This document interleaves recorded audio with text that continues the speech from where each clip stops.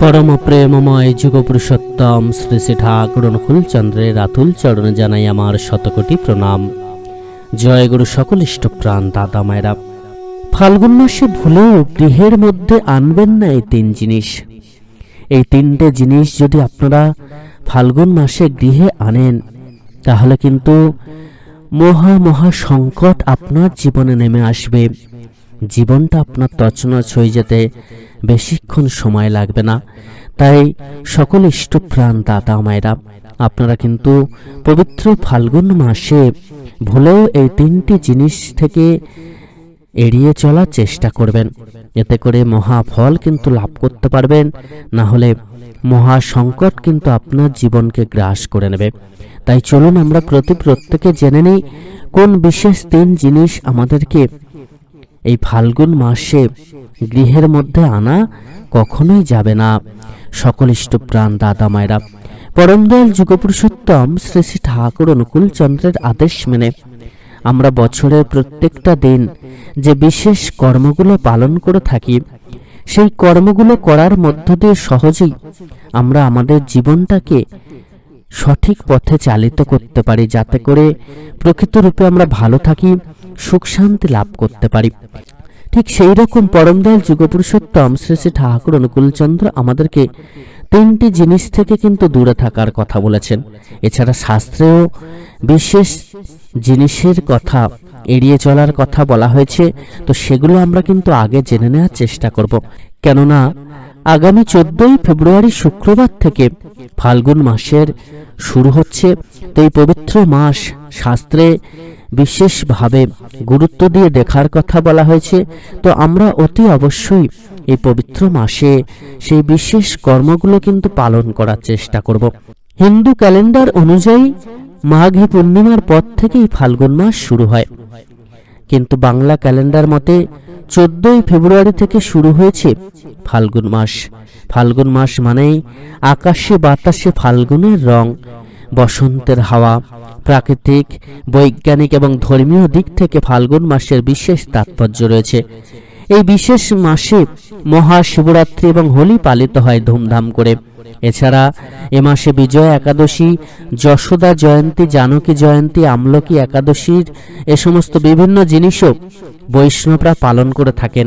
পৌরাণিক মতে ফাল্গুনে চাঁদের জন্ম হয়েছিল, তাই এই মাসে চন্দ্রদেবের বিশেষ পূজা করলে মানসিক চাপ দূর হয় বলে এমনটা ধরা হয়।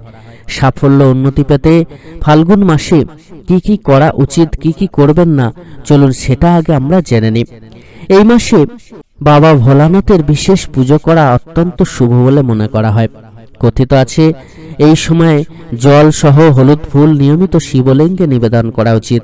এছাড়া এই পবিত্র দিনে ভগবান শিবের মন্ত্র জপ করা উচিত, তাতে সৌভাগ্য বৃদ্ধি পায়। আমরা আগের ভিডিওতে আলোচনা করেছি যে শিবের পূজা কিভাবে করা লাগে, কোন নিয়ম মেনে করতে হয়, যাতে করে সহজেই ভগবান শিবের আমরা আশীর্বাদ লাভ করতে পারি। সেই বিশেষ নিয়ম কিন্তু অতি অবশ্যই আপনারা মেনে ভগবান শিবের আরাধনা করবেন। যারা এখনো পর্যন্ত আগের ভিডিওটি দেখেননি, দয়া করে আগের ভিডিওটি কিন্তু দেখে নেবেন, কেননা শিবের পুজো যদি না সঠিক হয় তাহলে কিন্তু উল্টে আপনার ক্ষতি হবে। তাই সেই সঠিক নিয়মটা কিন্তু জেনে নেবেন। এছাড়া ফাল্গুন মাসে ভগবান শ্রীকৃষ্ণ, ভগবান শ্রীরাম যুগে যুগে যত অবতার এসেছেন তাদের পুজো করার কথা বলা হয়েছে। তাদের চরণে সাষ্টাঙ্গে প্রণাম নিবেদন করে, তার চরণে ফুল তুলসী পত্র অর্পণ করে তাকে আমাদের আশীর্বাদ প্রদানের জন্য প্রার্থনা, তার চরণে প্রার্থনা জানানো আমাদেরকে, যাতে তেনারা আশীর্বাদ প্রদান করেন। তাই আমরা অতি অবশ্যই ফাল্গুন মাসে ভগবান শ্রী রামচন্দ্র, ভগবান শ্রীকৃষ্ণ, শ্রী শ্রী চৈতন্য মহাপ্রভু, শ্রী শ্রী রামকৃষ্ণদেব এবং এই কলির শেষে এসেছেন শ্রী শ্রী ঠাকুর অনুকূল চন্দ্র, তাঁর শ্রী চরণে আমরা প্রণাম নিবেদন করব এবং তাঁর চরণে ফুল তুলসী পত্র অর্পণ করব। আর অতি অবশ্যই আমরা তাঁর আদেশ নির্দেশ মেনে এগিয়ে চলার চেষ্টা করব। অতি অবশ্যই ফাল্গুন মাসে ভগবান শ্রীকৃষ্ণ এবং রাধাজিকে আবির নিবেদন করব। আমরা যুগে যুগে যত অবতার পুরুষ এসেছেন তাদের শ্রীচরণে আবির নিবেদন করব।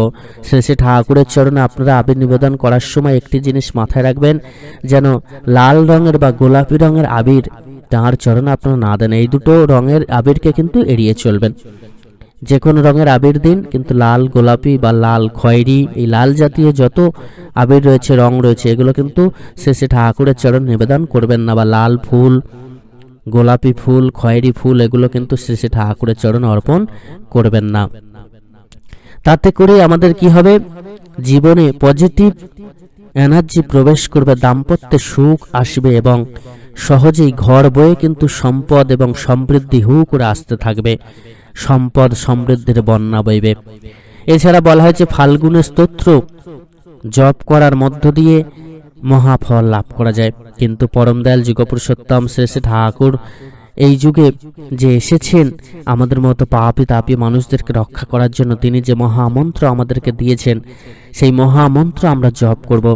এতে করে মহাফল কিন্তু লাভ করতে পারবো। দিনে যখনই সময় পাবেন পরম দয়ালের এই অমৃত মহামন্ত্র নাম আপনারা কিন্তু জপ করবেন।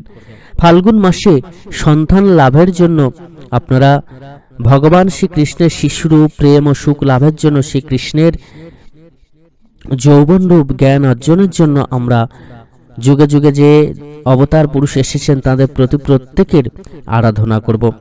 এতে করে অত্যন্ত শুভ ফল কিন্তু লাভ করব।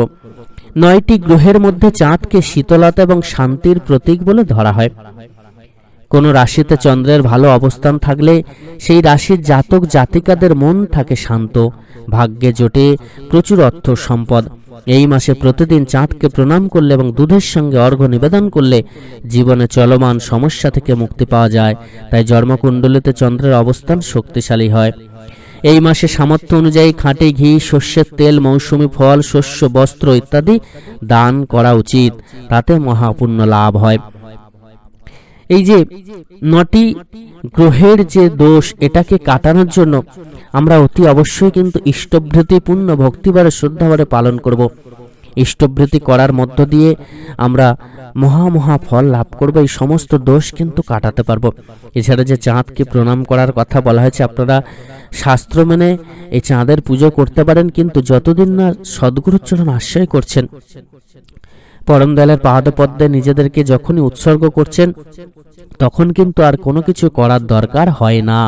আবার বলছি, যখনই আপনারা পুরোপুরিভাবে পরম দয়ালের পাদপদ্মে নিজেদেরকে উৎসর্গ করতে পারছেন, তখন আর কোনো কিছু করার দরকার হয় না। কেননা এ যুগে তিনি এসেছেন পরিপূর্ণভাবে, অর্থাৎ সমস্ত কিছু নিয়ে তিনি এসেছেন। তাকে ধরে চললে আমরা সমস্তটা লাভ করতে পারবো, আলাদা করে আর কোনো কিছু করার দরকার হয় না। কিন্তু আমরা পুরোপুরিভাবে তাকে ধরে চলতে পারি না, তার বলা কর্মকে করতে পারি না। তাই তো অনেকে আলাদা করে অন্য দেবদেবীর পূজা অর্চনা করেন, কিন্তু এই পূজা অর্চনা করার যে বিশেষ তাৎপর্য, সেটা যতদিন না আপনারা জানবেন না, পরম দয়াল প্রত্যেকটা দেবদেবীর পূজার সার্থকতা তাৎপর্য ভেঙে ভেঙে বিশ্লেষণ করে দিয়েছেন আমাদের মতো মূর্খ মানুষদের বোঝার জন্য। তো আমরা সেটা কিন্তু অতি অবশ্যই জেনে নিয়ে তবেই সেই মতো করে পূজা করব। এতে করে কিন্তু আমরা আমাদের মঙ্গলকে সহজেই সাধিত করতে পারবো। তাই শুধুমাত্র এই যে অলিক কল্পনা বসে আমরা চলার চেষ্টা করি, যে দান ধ্যান করলাম, দুধ দান করলাম, ভগবানের মাথায় জল ঢাললাম, এতে করে মহাফল লাভ করে যাব, সেটা কিন্তু আমাদের ভুল ধারণা। তার গুণ, তার সমস্তটা আমাদের নিজেদের মধ্যে যতদিন না বাস্তবে ফুটিয়ে তোলার চেষ্টা করছি, নিজেদের মধ্যে যতদিন না স্থাপন করছি, তিনি যেমন কথা বলেছেন সেই মতো যতদিন না চলছি, ততদিন কিন্তু মহাফল কখনোই আমরা লাভ করতে পারবো না। তাই যারা ভাবেন গঙ্গা স্নান করলে মহাপাপ দূর হয়ে যায়, হজে গেলে মহাপাপ দূর হয়ে যায়, বা শুধুমাত্র নামাজ পড়লাম আর যা খুশি করলাম তাতে করে মহাপাপ দূর হয়ে যায়, বা পূজা করলাম আর যেমন তেমন ভাবে চললাম তাতে করে মহাপাপ দূর হয়ে যায়, বা এই দান ধ্যান করলাম তাতে করে মহাপাপ দূর হয়ে গেল, এটা কিন্তু কখনোই নয়। প্রত্যেক দিন নিত্য কর্মে যতদিন না আমরা ধর্মকে ফুটিয়ে তোলার চেষ্টা করছি, যতদিন আমরা বাস্তবে আচারে ব্যবহারে আমাদের অভ্যাসে কথাবার্তায় ধর্মকে ফুটিয়ে তোলার চেষ্টা করছি, যতদিন আমরা সৎ হয়ে উঠছি, মানুষের মতো মানুষ হয়ে উঠছি, ততদিন ধর্ম আমাদের কাছে কখনো ধরা দেবে না, আমরা দেবদেবীর আশীর্বাদ লাভ করতে পারবো না।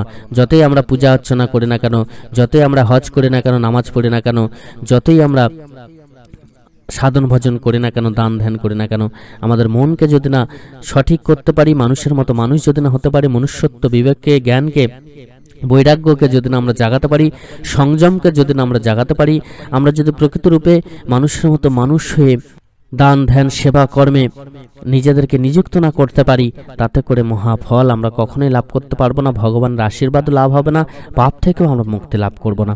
তাই এগুলো অনেকে যারা ভাবেন যে শুধুমাত্র দুধ দিলাম বা জল ঢাললাম বা যাই বললাম, যেগুলো আগে বললাম সেগুলো করলে হয়ে যাবে, তা কিন্তু নয়। আমাদেরকে আগে তাই তো মানুষের মতো মানুষ হয়ে উঠতে হবে।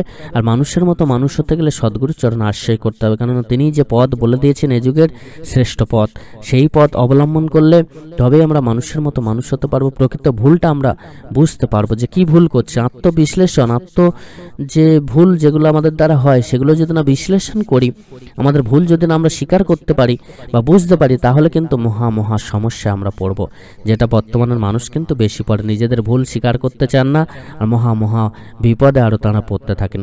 তাই তো পরম দয়ালের চরণ আশ্রয় নিতে হয়, সঠিক কোন পথ অবলম্বন করতে হয়, কিভাবে চলতে হয়, কোন সিচুয়েশনে কেমন রিয়াক্ট করতে হয়, সমস্ত কিছু তাঁর কাছ থেকে আমরা জানতে পারি। তিনি সমস্ত কিছুই কিন্তু বিধান দিয়েছেন, এবং তাঁর বিধান মেনে চললে আমরা কিন্তু সহজেই এই জগৎ সংসার থেকে চিরমুক্তি লাভ করতে পারবো, কেননা প্রকৃত রূপে ভগবানের পাদপদ্মে আমরা আশ্রয় গ্রহণ করতে পারবো।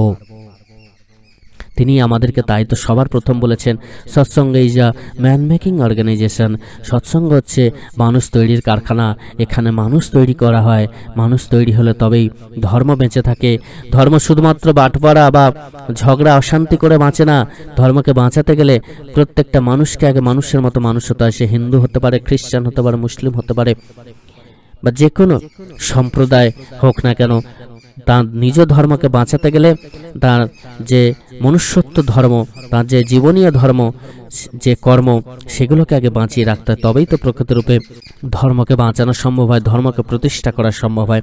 এবার চলুন কোন কোন বিশেষ কর্মগুলোকে আমাদের এড়িয়ে চলতে হবে।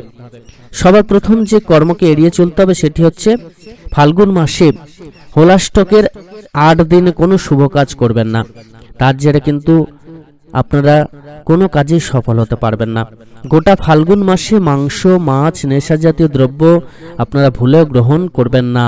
এই সময় কথাবার্তা নিয়ন্ত্রণ রাখবেন, রাগকে এড়িয়ে চলবেন। ফাল্গুন ভালোবাসা, আনন্দের মাস বলে মনে করা হয়। জীবনে মাধুর্য যেমন এনে দেয় এই মাস, ঠিক তেমনভাবে ফাল্গুন মাসটা যদি আপনারা পুরোপুরিভাবে ঠাকুরের চরণ নিজেদেরকে উৎসর্গ করতে পারেন, তাহলে আপনাদের সংসার কিন্তু আরো সুখের হবে, দাম্পত্য জীবনে সুখ আসবে, শান্তি আসবে। আপনারা পুরোপুরিভাবে প্রত্যেকটা দিন যদি পরম দয়ালের আদর্শে নিজেদেরকে চালাতে পারেন, তাহলে আর জীবনে কখনো কষ্ট হবে না। আমাদের জীবনটা কর্মফলের গুণে বিভিন্ন রকম সমস্যায় পড়ে, সেই সমস্যাগুলো কিন্তু দূর হয়ে যাবে। কখনো কিন্তু মনের মধ্যে খারাপ চিন্তা আনবেন না, তাহলেই কিন্তু সমস্যা হবে। এবার চলুন আমরা প্রত্যেকেই জেনে নিই কোন 3টে জিনিস আমরা এই ফাল্গুন মাসে গৃহে তুলব না। সবার প্রথম আমরা এই ভিডিওর মধ্য দিয়ে জেনেছি যে অহংকারকে কিন্তু কখনোই আমাদের মধ্যে রাখা উচিত নয়। আমাদের এই যে দেহ মন্দির, এটাই তো আমাদের গৃহ, এই দেহ মন্দিরে আমরা অহংকারকে ঠাঁই দেব না, এটাকে তুলব না। আমরা হিংসা, অন্যের ক্ষতি করার চিন্তা, যে কুচিন্তা, কু অভ্যাস, এগুলো কিন্তু দূরে রাখবো। অতি অবশ্যই আমরা এগুলোকেও আমাদের দেহ মন্দির থেকে দূরে রাখবো। এছাড়া আমরা মুখে কিন্তু আমিষ জাতীয় কোনো খাবার, রক্ত মাংসযুক্ত খাবার, রাজস্বিক তামসিক খাবার এবং মাদক জাতীয় দ্রব্য, সেগুলো কিন্তু মুখে তুলব না, আমাদের গৃহেও তুলব না, স্পর্শ করব না। এছাড়া আমরা হিংসা, দেশ, এগুলোকেও দূরে রাখব। এই জিনিসগুলোকে কিন্তু অতি অবশ্যই আমাদেরকে কখনোই গৃহে তোলা উচিত নয়, বা অশুভ কোনো। এছাড়া আমরা অতি অবশ্যই ফাল্গুন মাসে কালো তিল গৃহে আনব না, এটাকে কিন্তু মাথায় রেখে চলবেন সকল ইষ্টপ্রাণ দাদা মায়েরা। এই জিনিসগুলো অতি অবশ্যই এড়িয়ে চলবেন, এবং এই জিনিসগুলো আপনার গৃহে কিন্তু ভুলেও তুলবেন না। সকলে খুব ভালো থাকবেন। পরম দয়াল আপনাদের প্রতি প্রত্যেকের মঙ্গল করুন। জয় গুরু বন্দে পুরুষোত্তমম।